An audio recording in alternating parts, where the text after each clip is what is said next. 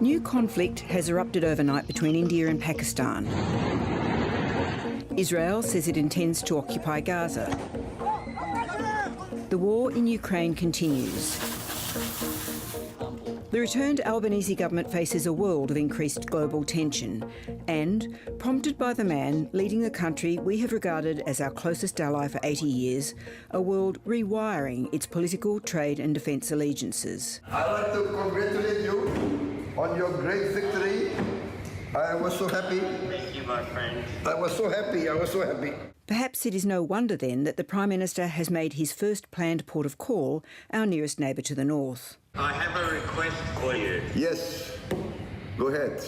And I want you to say yes. Go ahead. Which is, I want Indonesia to be my first visit. Great honour. There is always huge symbolism attached to a Prime Minister's travel schedule after an election. Prime Minister Albanese's decision to go first to Indonesia next week brings new attention to our relationships with the region, and there is much to discuss. The sheer scale of Labor's victory on Saturday doesn't just mean a change in the numbers in the Parliament. It opens up the spectre of Labor being in power for the next 6 years.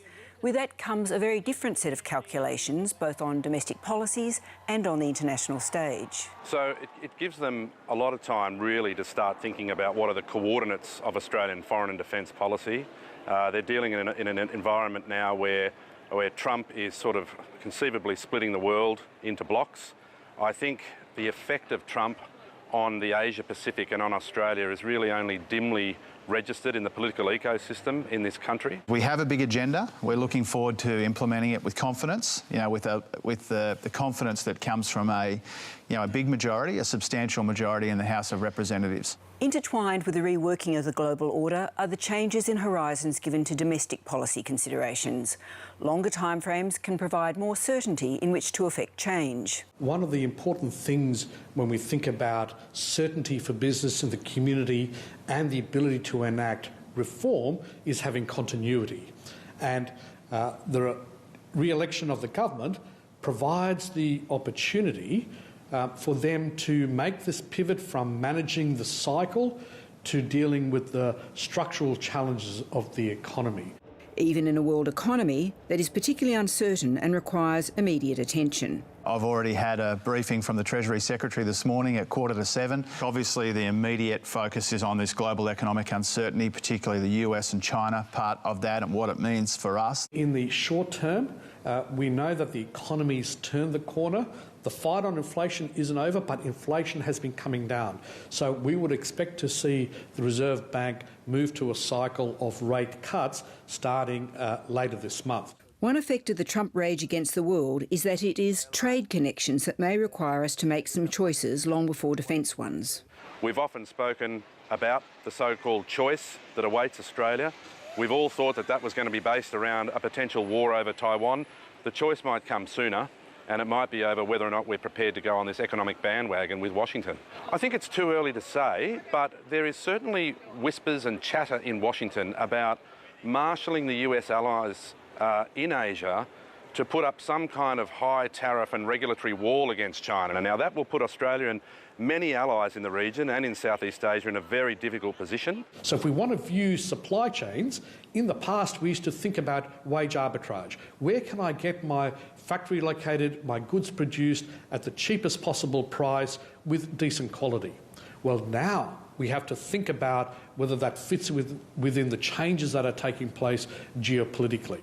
The prospect of 2 terms may give the government more time to deal with the really thorny domestic issues that were at the centre of the election campaign, but which require longer-term work. Housing is the most obvious example.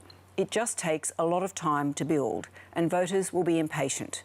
A positive, though, may be that the spectre of 6 years of stable energy policy could speed up the transition to more renewables, with investors having more confidence about the policy framework. We've seen that there are a lot of social expenditures that we previously underinvested in. Childcare, health, aged care, mental health and the like. Now we see other pressures emerging, things like defence. Now, this, I think, requires a more serious conversation on both the spending side and the revenue side. An issue that did emerge in the election campaign was the amount we need to spend on defence. The government says it will increase spending to 2.5% of GDP. The coalition nominated 3%, but didn't say how that money should actually be spent. We've heard an awful lot of the recital of numbers and percentages, whether it's 2%, 2.5 or 3%, but so often the enunciation of the number never comes with a real strategy. I do think there are more and more commentators and perhaps policymakers inside government who are cognisant of the fact that AUKUS is a huge mountain to climb in terms of giving Australia that nuclear submarine capability, and that therefore other options might be required. But at some point, the government has to have a tough conversation with the Australian people and talk about the trade-offs. I mean, we can't have it all.